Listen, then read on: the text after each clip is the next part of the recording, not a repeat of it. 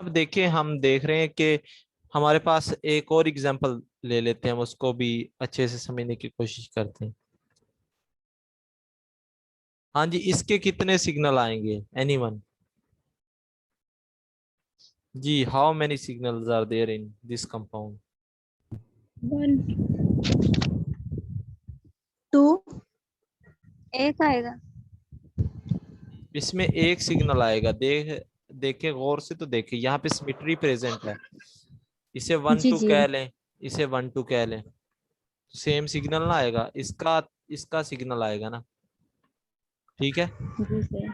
तो total signal यहाँ पे वन आएगा, टोटल सिग्नल आपके पास वन आएगा, सिंगल।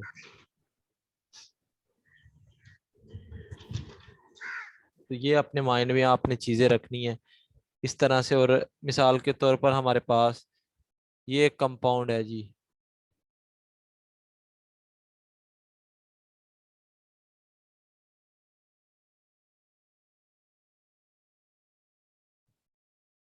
इसके कितने सिग्नल आएंगे? सर इसका भी 1 होगा।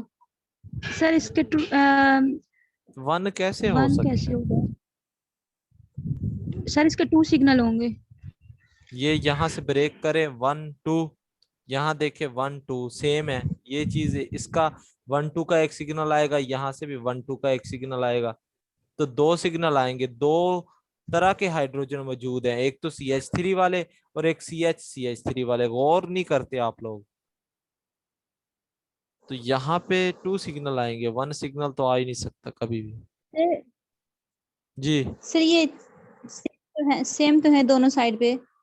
सेम सर मतलब, सिमेट्री सेम मतलब ये नहीं है कि आप CH3 का और CH3 का तो एक सिग्नल आएगा, ये एक तरह के हाइड्रोजन हो गए। लेकिन CH3 के हाइड्रोजन जो आपके पास CH3 है, और यहाँ पे भी जो यहाँ पे भी जो CH3 है, इसका सिग्नल डिफरेंट होगा। ठीक है, तो दो सर आपकी आवाज कट कट के आ रही है।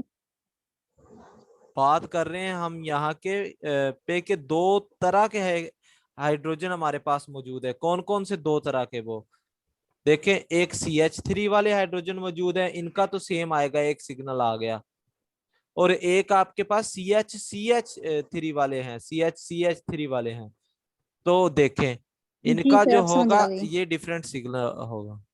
दो डिफरेंट तरह के हाइड्रोजन है। अगर सेम होते तो मैंने पहले आपको स्टार्ट में आप बताया समझ आ था। गई। तो इस तरह से आप सिग्नल को कैलकुलेट कर सकते हैं किसी भी कंपाउंड के, जो आसानी से हो सकते हैं। आप लोग ना कल मुझे बताएंगे बेंजीन, बेंजीन के ऊपर क्लोरीन के जो सिग्नल कितने होंगे। फिर इसी तरह आप लोग बताएंगे मुझे CH3 लगाओ तो कितने सिग्नल होंगे। इसी तरह आप लोग जितने भी बेंजीन के ऊपर वाले हैं ना, ये सारे आप लोगों ने मुझे बताना है कि सब्स्टिट्यूशन बेंजीन के ऊपर लगी हुई है। ये कल मैं आपसे पूछूंगा कि उस उनके कितने सिग्नल आ सकते हैं। Okay sir. या आप लोगों ने ये देख कर आना है कि बेंजीन के सिग्नल कितने आ सकते हैं।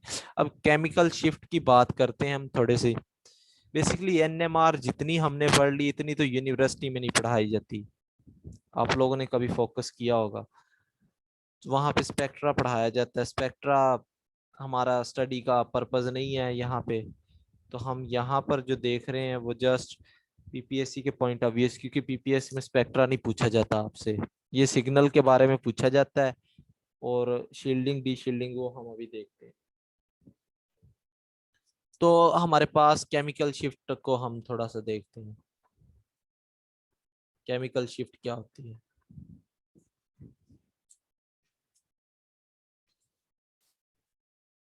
केमिकल शिफ्ट हमें ये बताती है, एक बात याद रख लें, कुछ पॉइंट्स होते हैं।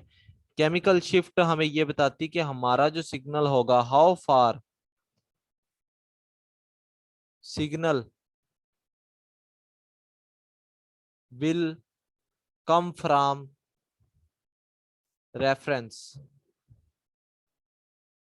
रेफरेंस TMS को कहते हैं, टेट्रा मिथाइल सेलाइन।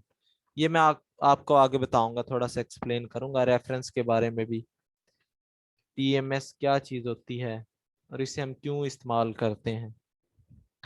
केमिकल शिफ्ट बताती है कि हमारा टीएमएस से सिग्नल कितनी दूरी पर आएगा, बस ये बात केमिकल शिफ्ट बताती है। मिसाल के तौर पर मेरे पास ये एनएमआर का स्पेक्ट्रा है, यहाँ पे पीपीएम में वैल्यू है, पीपीएम भी बताऊंगा आपको। यहाँ पे सर इंटेंसिटी, आपकी आवाज नहीं आ रही, नहीं आ रही। मैंने कहा है कि यहाँ पे पीपीएम में वैल्यू है और यहाँ पे इंटेंसिटी है, ठीक है। सर आपकी आवाज नहीं आ रही। हाँ जी, अब आ रही है आवाज। सर अभी भी कट के आ रही है।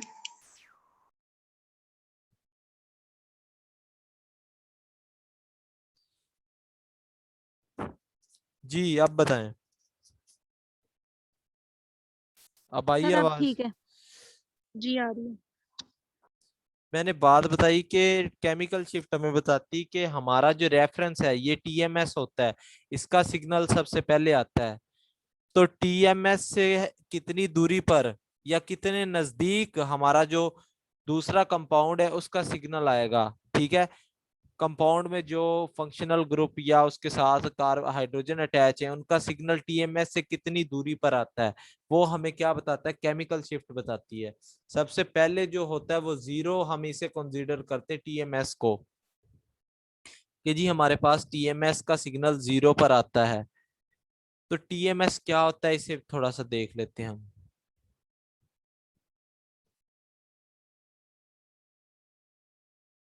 टीएमएस हमारे पास एक कंपाउंड होता है। चलें पहले तो शील्डिंग और डी शील्डिंग के बारे में पढ़ते हैं, फिर टीएमएस की समझ आ जाएगी आपको।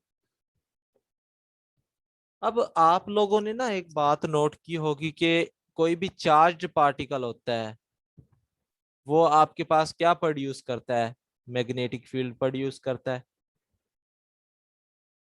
लेट्स सपोज हमारे पास अप्लाइड जो मैग्नेटिक फील्ड है वो बी नॉट है, applied magnetic field, applied magnetic field B not है। और बी आई जो आपके पास है वो इंड्यूस्ड मैग्नेटिक फील्ड है। अब ये इंड्यूस्ड मैग्नेटिक फील्ड क्या होती है इसे हमने देखना है। इंड्यूस मैग्नेटिक फील्ड वो फील्ड होती है जो आपके इलेक्ट्रॉन्स की मोशन की वजह से प्रोड्यूस होती है या इंड्यूस होती है। आपको पता है इलेक्ट्रॉन्स भी तो होते हैं न्यूक्लियाई में, तो वो क्या अपनी फील्ड प्रोड्यूस ना करेंगे। देखें ये हमारे पास था, यहाँ पे साउथ पोल है, यहाँ पे नॉर्थ है, ये मैंने एक north and south pole create किया है, ठीक है। तो न्यूक्लियाई जो होगा जब ये इसे हम एनर्जी प्रोवाइड करेंगे बाहर से, गौर से समझने वाली चीज है, तो आपको पता है इसके कुछ इलेक्ट्रॉन्स भी होंगे। वो इलेक्ट्रॉन क्या करेंगे, उनकी भी तो कुछ ना कुछ मैग्नेटिक फील्ड होगी। तो ये जो इलेक्ट्रॉन होंगे ये क्या करेंगे, अप्लाइड मैग्नेटिक फील्ड को या तो क्या करेंगे उसके सपोर्ट में आएंगे या उसे अगेंस्ट करेंगे। समझ आ रही बात या नहीं आ रही, कि हमारे पास एक कंपाउंड है उसमें इलेक्ट्रॉन्स भी हैं, तो इलेक्ट्रॉन क्या करेंगे, जो कंपाउंड हमारा मैग्नेटिक फील्ड प्रोड्यूस करेगा या तो उसकी मैग्नेटिक फील्ड को सपोर्ट कर सकते हैं या उसकी मैग्नेटिक फील्ड को अपोज कर सकते हैं। तो दो चीजें हो सकती, कब अपोज करेगा कब सपोज करेगा, ये देखें। बी इफेक्टिव क्या चीज है, ये बी इफेक्टिव है आपके पास बी नॉट, यानी अप्लाइड मैग्नेटिक फील्ड टोटल कितनी थी उसमें से जो अपोज कर दी गई, इलेक्ट्रॉन्स ने अपोज कर दी गई। ये तब अपोज करेंगे जब आपके इलेक्ट्रॉन आपका सैंपल जो न्यूक्लियाई का होगा वो विद द फील्ड होगा, विद द अप्लाइड फील्ड होगा। तब आपके जो इलेक्ट्रॉन्स होंगे वो बाहर से जो फील्ड लगाई होगी उसे आप क्या उसके क्या कर रहे होंगे, अपोज कर रहे होंगे। ये बात आपने याद रखनी है। और जब अगेंस्ट द फील्ड चले जाएंगे तो आपको पता ही है उनकी डायरेक्शन ही चेंज हो जाएगी। मिसाल के तौर पर अब यहाँ पर है जी इलेक्ट्रॉन, साउथ है इसका नॉर्थ है, तो यहाँ पे ये विद द फील्ड की बात कर रहे हैं। तो अब देखिए यहाँ पर विद द फील्ड है, इलेक्ट्रॉन्स यहाँ पर मूव कर रहे हैं, तो इलेक्ट्रॉन्स अगेंस्ट इसके मूव कर रहे हैं। मतलब जो अप्लाइड मैग्नेटिक फील्ड लगा रहे हैं हम रेडिएशन, या जो आपने अप्लाइड मैग्नेटिक फील्ड लगा दी है उसको अपोज कर रहे हैं। अपोज करने का मतलब क्या है कि उनकी डायरेक्शन जो है वो किसके अगेंस्ट है जी, जो अप्लाइड मैग्नेटिक फील्ड के, समझ आ रही, उसके इफेक्ट को कम कर रहे हैं।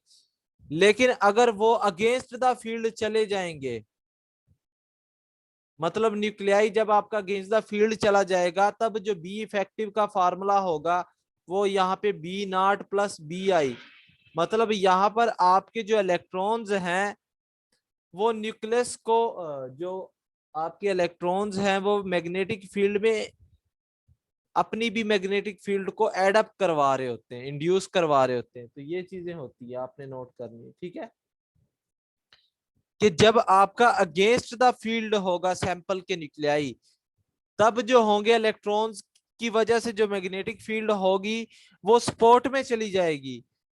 लेकिन जब आपका सैंपल न्यूक्लियाई ग्राउंड स्टेट में होगा, तब आपके पास जो फील्ड होगी वो चली जाएगी जी अगेंस्ट उसके जो न्यूक्लियाई। मिसाल के तौर पर मैं आपसे एक एग्जांपल की मदद से समझाता हूं आपको कि मेरे पास यहाँ पर 50 न्यूक्लियाई थे और यहाँ पर मैंने बाहर से मैग्नेटिक फील्ड लगा दी, 5 टेस्ला की मैग्नेटिक फील्ड लगाई है। लगनी तो 5 की चाहिए थी, लेकिन 50 न्यूक्लियाई ग्राउंड स्टेट में भी प्रेजेंट थे, तो इन इलेक्ट्रॉन्स भी थे उनमें। तो इलेक्ट्रॉन्स की वजह से क्या हुआ कि जो अप्लाइड फील्ड थी वो कम लगी है। कम कैसे लगी है जी, 55 टेस्ला की लगनी चाहिए थी लेकिन 4.5 टेस्ला की लग गई। क्यों लग गई, क्योंकि इलेक्ट्रॉन्स की वजह से भी फील्ड प्रोड्यूस हुई थी। इस फील्ड ने क्या कर दिया, जो आपका न्यूक्लियाई था उसे क्या कर दिया, शील्ड कर दिया। समझ आ रही बात या नहीं आ रही जी? हाँ जी, सर ये बात समझ ही नहीं आ रही।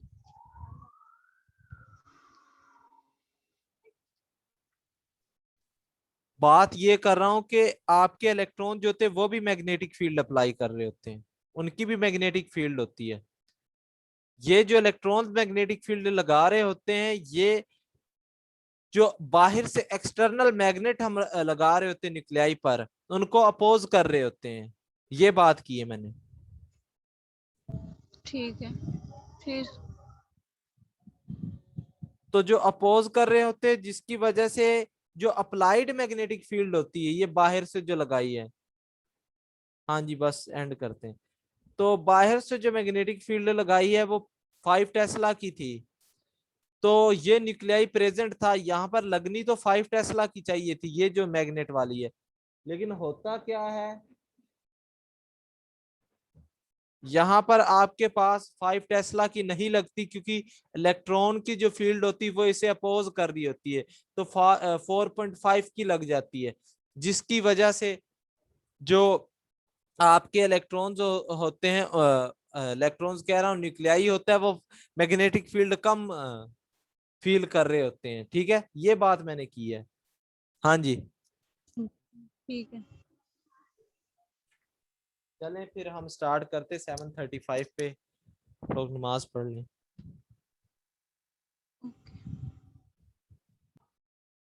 हम बात करते हैं कि शील्डिंग क्या होता है जी।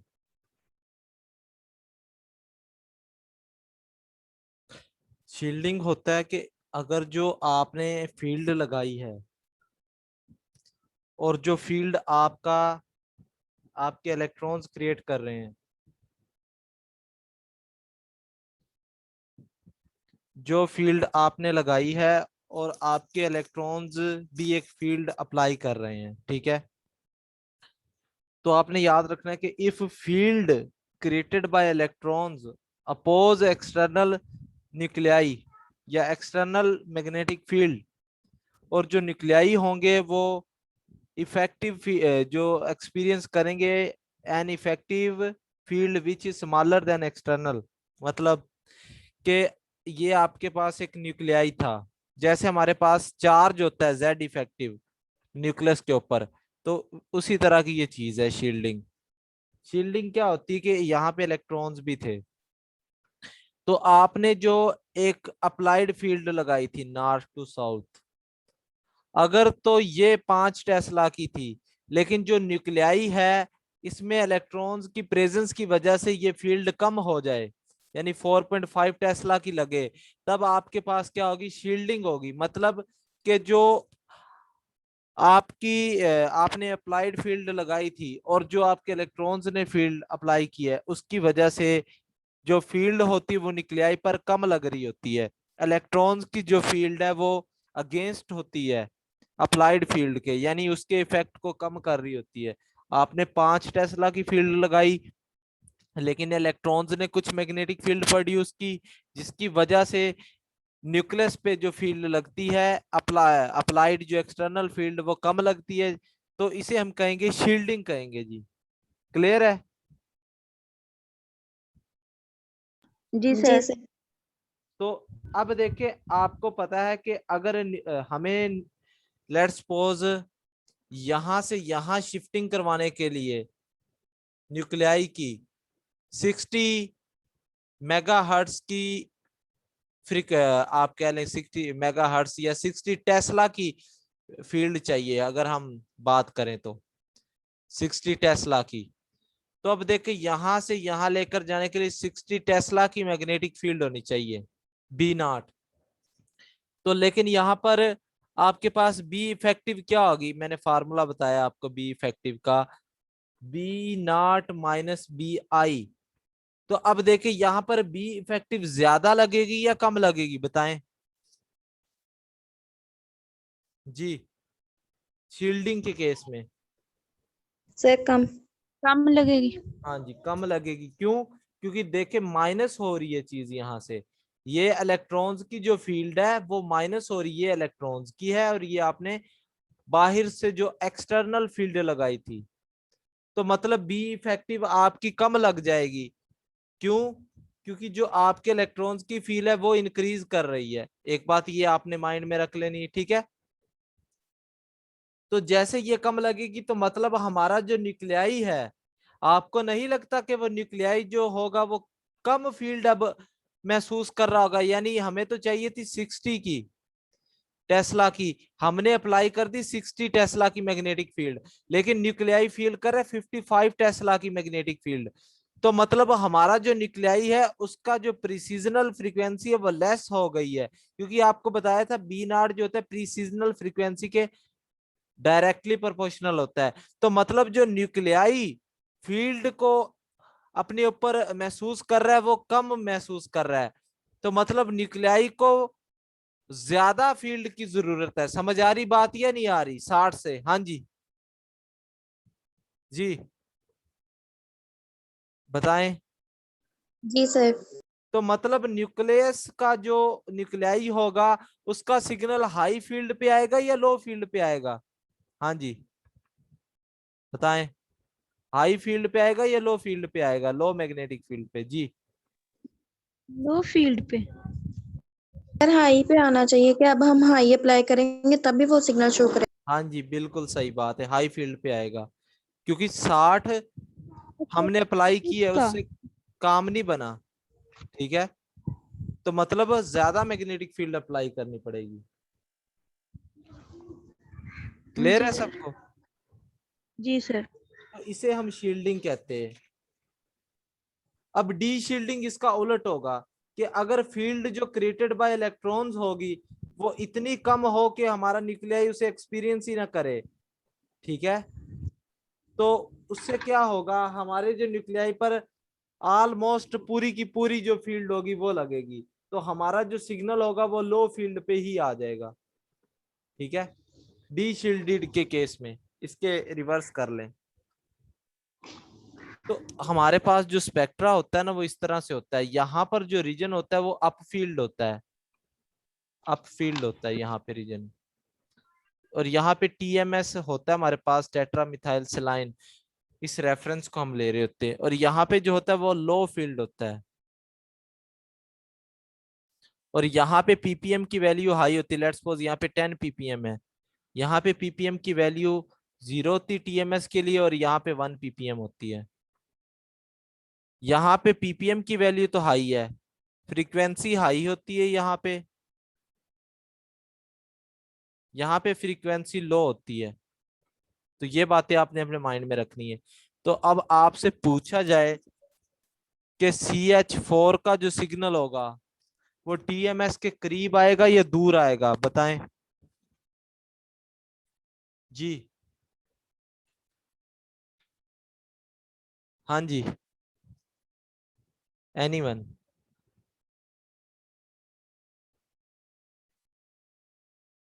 चलें, कोई बात नहीं। अब टेट्रामिथाइलसिलेन को देखते हैं, फिर मैं आपको ये बात समझा देता हूँ। पीपीएम के बारे में भी बता दें, ये जो आपने फ्रीक्वेंसी का कॉन्सेप्ट दिया है। ये आप ऐसे समझे कि फ्रीक्वेंसी है पीपीएम में, ठीक है। 10⁻⁶ से मल्टीप्लाई करके हम जो फ्रीक्वेंसी लिखते हैं ना, उसे पीपीएम में लिया जाता है, ठीक है। नहीं सर, ये किस चीज की फ्रीक्वेंसी होगी ये जो हमने अप्लाई की है? जो आपका सैंपल होगा ना, उसकी भी कुछ फ्रीक्वेंसी होगी, समझ आ रही है। जी सर। तो मैंने आपको बताया कि दो मेथड होते हैं हमारे पास, एक फील्ड स्वीप मेथड होता है, एक लीनियर स्वीप मेथड होता है। तो हम बाहर से जो होगा रेडिएशन को भी वेरी कर सकते हैं और मैग्नेटिक फील्ड को भी वेरी कर सकते हैं। तो जितनी सैंपल की प्रिसीजनल फ्रीक्वेंसी होगी उतनी ही हमारा एब्जॉर्ब करेगा ना। समझ आ रही बात, ये नहीं आ रही बाहर से रेडिएशन जी को? सर। तो जी सर। ये आप ले रहे हैं, सैंपल की ले लें, ठीक है, समझ आई। तो सैंपल की जी ले रहे सर। हैं तो बाहर से आप 10 ppm की ही रेडिएशन को अप्लाई करवाएंगे, तब जाकर उसकी चेंज इन मैग्नेटिक फील्ड इसकी चेंज इन मैग्नेटिक फील्ड के इक्वल होगी। क्लियर है? जी सर। तो अब टेट्रामिथाइलसिलेन की थोड़ी सी बात कर रहे हैं कि हमारे पास ये होता है जी CH3